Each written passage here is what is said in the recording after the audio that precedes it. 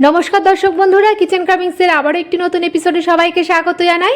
আশা করছি আমার সকল প্রিয় দর্শক বন্ধুরা সকলেই সুস্থ এবং ভালো আছো। আর আমিও তোমাদের সাপোর্ট, তোমাদের ভালোবাসায় অনেকটা পথ এগিয়ে এসেছি। আশা করছি বাকি পথটাও এগিয়ে যেতে পারবো। তাহলে চলো, আমি তোমাদের জন্য আজকে নিয়ে হাজির হয়েছি কাঁটাবিহীন লোটে মাছের ঝুড়ো রেসিপি নিয়ে।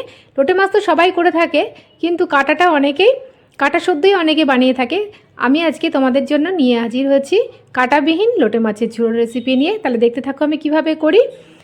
আমি এর জন্য 500 গ্রাম লোটে মাছ নিয়ে নিয়েছি, আর টমেটো কুচি, লঙ্কা কুচি, আদা, রসুন, কাঁচা লঙ্কা, পেঁয়াজ কুচি, ধনেপাতা আর 2 পিস নিয়ে নিয়েছি লেবু। এবার আমি মাছটাকে স্বাদ মতন লবণ দিয়ে দিয়েছি, আর দিয়ে দিচ্ছি একটুখানি হলুদ। তারপরে আর একটু লেবুর রস দিয়ে আমি ম্যারিনেট করে আধ ঘন্টা রেখে দেবো। লেবু রসটা দিলে এই লোটে মাছের একটা, সামুদ্রিক মাছের একটা উগ্র একটা গন্ধ থাকে, যেটা ভালো লাগে না। লেবুটা দিলে সেটা চলে যায়। এবার আমি আধ ঘন্টার জন্য ঢেকে রেখে দিলাম। আর এদিকে আমি মশলাটা রেডি করে নিচ্ছি। এর জন্য আমি দিয়ে দিচ্ছি আদা, রসুন, আর দিয়ে দিচ্ছি 2টো কাঁচা লঙ্কা, আর একটু জল দিয়ে আমি এটাকে ব্লেন্ড করে নিচ্ছি। এটা ব্লেন্ড করা হয়ে গেছে। এবার আমি একটা ফ্রাই প্যানের মধ্যে জল দিয়ে দিয়েছি কিছুটা, আর এবার মাছগুলো দিয়ে আমি একটুখানি ভাপ দিয়ে কাঁটাগুলোকে আমি আলতো করে ছাড়িয়ে নেবো, যাতে একটাও কাঁটা না থাকে। খেতে গিয়ে কাঁটা পড়লে খুবই খারাপ লাগে, খেয়েও তৃপ্তি হয় না।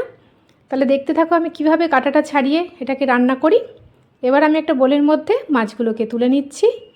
তারপরে একটু ঠান্ডা করে নিয়ে আমি কাঁটাগুলোকে ছাড়িয়ে নেব। আমি একে একে একটু চামচ দিয়ে একটু ভালো করে নেড়ে নেড়ে আমি কাঁটাগুলোকে তুলে নিচ্ছি। এইভাবে করলে খেয়েও খুব তৃপ্তি হয়, গলায় এক ফোঁটাও কাটা ফোটে না, বাচ্চারাও খেতে পারে। আর কাটা সমেত করলে বাচ্চাদেরও খেতে একটু অসুবিধা হয়। আর এইভাবে রান্না করলে এতটাই স্বাদ হয়, তোমরা বুঝতে পারবে এটা দেখলে। কাটাগুলো আমি সব তুলে নিয়েছি, দেখতেই পাচ্ছ কতগুলো কাটা বেরিয়েছে। এবার আমি ফ্রাই প্যানটা বসিয়ে আমি ওভেনটা অন করে দিয়েছি, আর দিয়ে দিচ্ছি একটু রিফাইন অয়েল, আর ফোড়নের গোটা সাদা জিরে, আর একটু 2টো পেঁয়াজ কুচিয়ে রেখেছিলাম, সেটা দিয়ে আমি একটু ফ্রাই করে নিচ্ছি। এটা গোল্ডেন ব্রাউন কালার আসা পর্যন্ত আমি এটা ফ্রাই করে নেব। আর ওপর থেকে দিয়ে দিচ্ছি একটু স্বাদ মতন লবণ, যাতে পেঁয়াজটা একটু সফট হয় ফ্রাই করতে গিয়ে। পেঁয়াজটা গোল্ডেন ব্রাউন কালার আসছে, এই পর্যায়ে আমি দিয়ে দিচ্ছি একটা টমেটো কুচিয়ে রেখেছিলাম, সেটা দিয়ে আমি এটাকে ফ্রাই করে নিচ্ছি। আর দিয়ে দেবো 3-4টে কাঁচা লঙ্কা কুচিয়ে রেখেছিলাম, সেটা দিয়ে দিচ্ছি। এই সবগুলো দিয়ে ভালো করে আমি 4 থেকে 5 মিনিট কষিয়ে নেবো। আর আদা, কাঁচা লঙ্কা, রসুন যেটা ব্লেন্ড করে রেখেছিলাম, সেটা দিয়েও আমি 4-5 মিনিট আমি একটু কষিয়ে নেবো। আর দিয়ে দিচ্ছি ওপর থেকে 1 চামচ জিরের গুঁড়ো, 1 চামচ ধনের গুঁড়ো, 1 চামচ হলুদ গুঁড়ো, 1 চামচ লঙ্কার গুঁড়ো, আর দিয়ে দিচ্ছি একটু কালারের জন্য কাশ্মীরি লঙ্কার গুঁড়ো। তারপরে আরও 2 থেকে 3 মিনিট আমি একটু কষিয়ে নিচ্ছি। দেখো অনেকটা তেল ছেড়ে দিয়েছে। এখন আমি 5 মিনিটের জন্য ঢাকনা দিয়ে দিলাম। ফিরে আসছি 5 মিনিট পর। মশলা থেকে তেল ছেড়ে দিয়েছে। এই পর্যায়ে আমি কাটা ছাড়িয়ে রাখা লোটে মাছগুলোকে দিয়ে আমি মশলা দিয়ে ভালো করে কষিয়ে নিচ্ছি। এটাকে খুব ভালো করে কষাতে হবে।